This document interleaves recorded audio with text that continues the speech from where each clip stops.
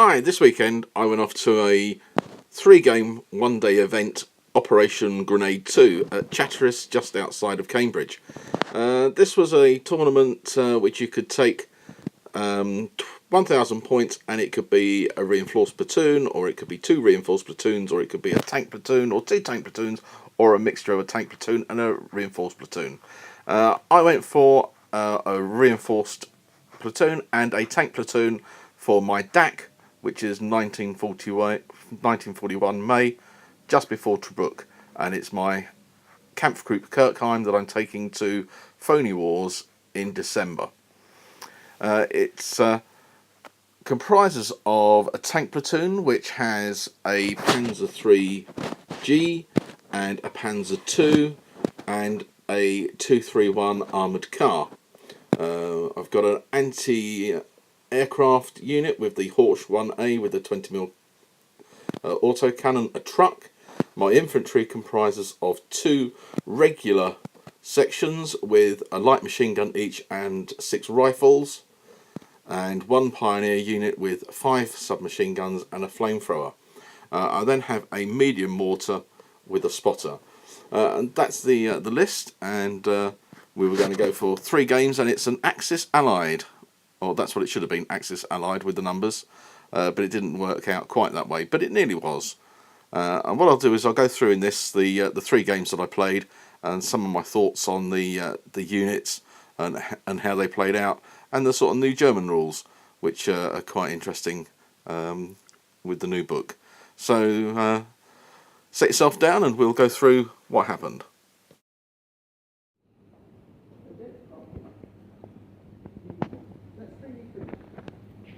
There we go, Operation Grenade today, a 3-game event in Chatteris on the far side of Cambridge.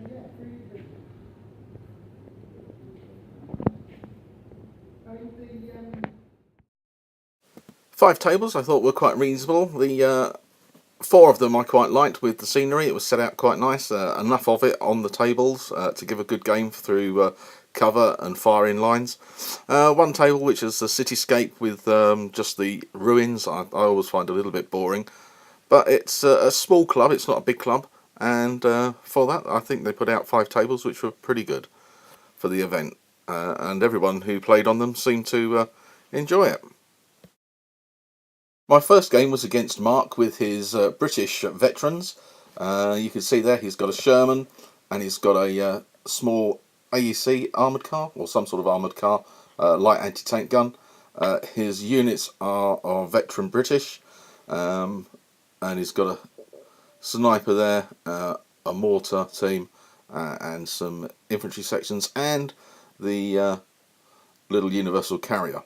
The scenario was key positions, and you rolled up to see how many objectives there were, and the game was to have more objectives than your opponent.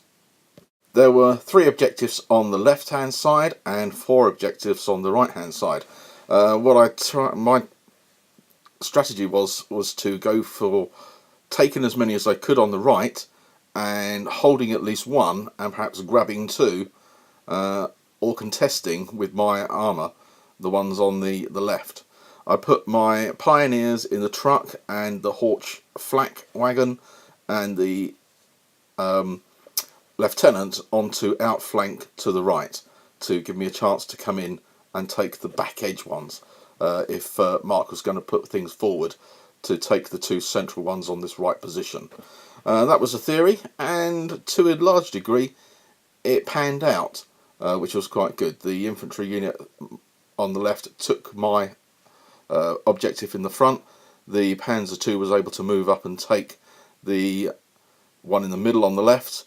I couldn't contest the one in the middle by the house, but I was able to take the 3 close ones to me on the right and the back.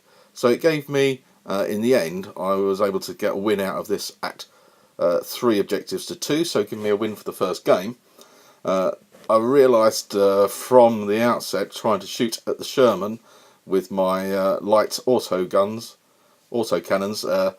although I've got a better chance of hitting with the 2 shots, getting a penetration was going to prove nigh on impossible when you're thinking it's a 9 armour on the front and I can get a maximum of 8 at close range.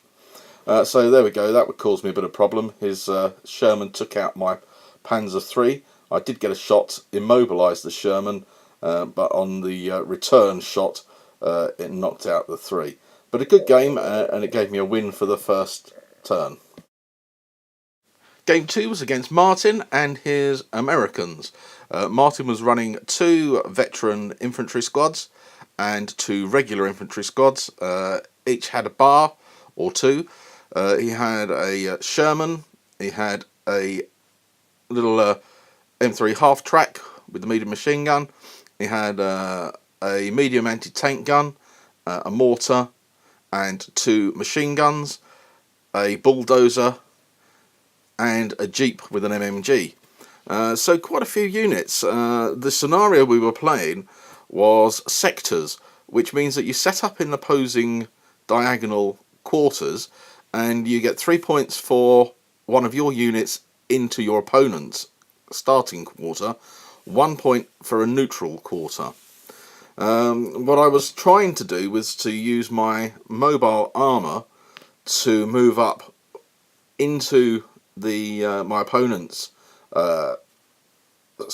starting quarter and trying to put as many infantry in there as possible. You don't get anything for your own quarter, but this is where I really sort of made a bit of a mistake and deployed 1 rifle section in my starting quarter. And then I suddenly realised I had nothing to stop his units coming through. So we started off the game and I sort of quite heavily manned the left flank with quite a lot of stuff. An interesting game where what happens is preparatory bombardment actually happens to both players before the start of the game. So whatever you put on the table, and you can have up to half, they take hits. And we did that, and the result of it was pretty interesting. Got a few pins, mostly it was 2 pins on most units, but preliminary bombardment took out my 231 armoured car, which was a real pain really, because with the number of buildings the light autocannon works quite well. On a building it gives D3, and on ruins it would be the 1-inch template, and if you get 2 hits it's obviously the 2 1-inch templates side by side, which would give you your figures that were hit. So we started off and it was oh yeah, and also you count how many units you also get knocked out by each side, and that adds on, so you'd get the points for the sectors plus those that you've killed that it worked through. So I played the game, and for whatever reason it did tend to take a little bit of time to play. So in fact we only got 5 turns out of this, which in the end worked to my favour. Unfortunately we had to cut it short. Yeah, so realising that it was only going to be to turn 5, that end of turn 5 and then we'd have to stop it, it meant us throwing everything forward. Fortunately for me, I was able to get a lot of my troops up close to the centre line and was able to get them into my opponent's half. I got the Horch truck in, I got two units of infantry, my truck was able to get through to the back. I got the Panzer III right into the side of the Sherman, but again, the good armour, even at half at close range and on the flank, I still only managed to set it on fire, and he passed his leadership test, which was quite good. So when we totalled up the points, Martin had scored 22 points to my 21, and you needed a clear 2 points difference for a win. When we looked at units that had been destroyed, I had been able to kill 2 of his, and he killed 1 of mine. So it gave us a total points value of 23 each, which then gave us a draw. So I was quite pleased with that, because of my mistake with just leaving my right hand side empty.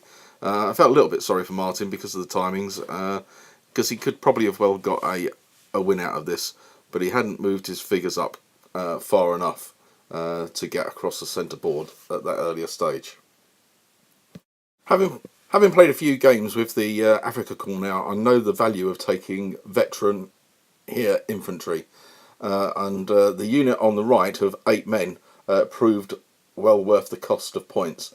Putting them into a down position in the ruins' rough ground, heavy cover, proved to be their saviour. Despite medium machine guns and infantry and truck-borne medium machine guns firing at them, they managed to survive with 4 left. And at the last turn of playing, I was able to move them up into the neutral quarter. But it did involve rallying them, but obviously on a 10 unmodified, they've got a good chance, and I was able to take off 6 pins, so really useful. Final game, game 3, and it was against Paul's last levy.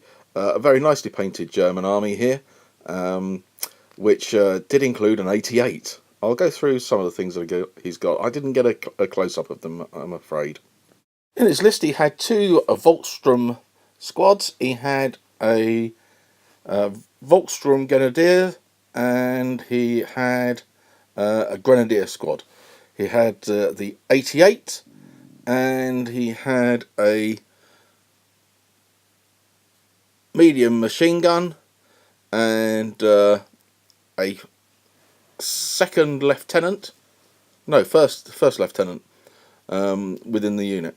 And I thought it was going to be a slight difficulty one, not really knowing what the army list involves. I was very cautious at the outset, knowing that there could be some Panzerfausts in there to deal with my tanks, and also the 88 such range and hitting ability. However, my plan was to send the armour down on the right flank, possibly use the wood and the terrain as a hindrance. We decided that the ruins in this one were not going to be stopping line of sight, so we just had it that you could see through the walls, but it would give the cover advantages. So I put the Panzer III, the Panzer II, and the 231 on the right flank. I put the infantry into the centre, putting the Horch into the middle.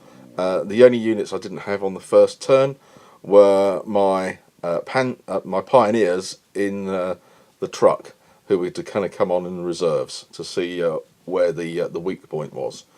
So what I did do was to send the pioneers on turn 2 down the left flank. There was very little that could cause them trouble as they went to the back line. The Horch anti-aircraft light autocannon really did work very well on the Volkssturm on the far left. It really did put a number of pins on them. The pioneers then went down the side and just rolled up the left flank, collecting dice as it went. In the centre, the anti-aircraft gun and the grenadier squad that came through the trees into the rubble really sort of put a stop to my infantry. But again, another one of the German rules, the stepping up of the lieutenant of the NCO, did really well. The infantry unit on the left of the picture of bottom left of my DAK got hit and exceptional damage 3 times, and for 3 times the role of stepping up worked. So it kept them in the game to prevent a dice loss. On the right, the tanks just did run right, really. Once I realised there wasn't too many Panzerfausts, and we'd start to neutralise the 88 with mortar fire. The Panzer III went down the right flank, did an infantry assault. They failed their leadership 9 test, and the infantry ran off.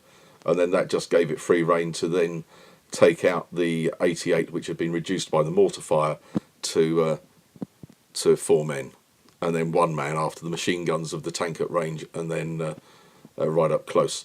It was a nip and tuck for the first 3 turns, but after that it was really pretty plain sailing for the Africa Corps, and I was able to get all the dice of my opponent. But a very nicely painted army. First time I played against an 88, but unfortunately the sighting of it really hampered its long-range shooting. However, it did hit one of the infantry sections and took out 4 men with 1 shot. And that was after I'd gone down. So yeah, can do a lot of damage. It was an entertaining game. Until it started to run away with it. Paul was a great guy to play against, and it gave me a very good win for my last game.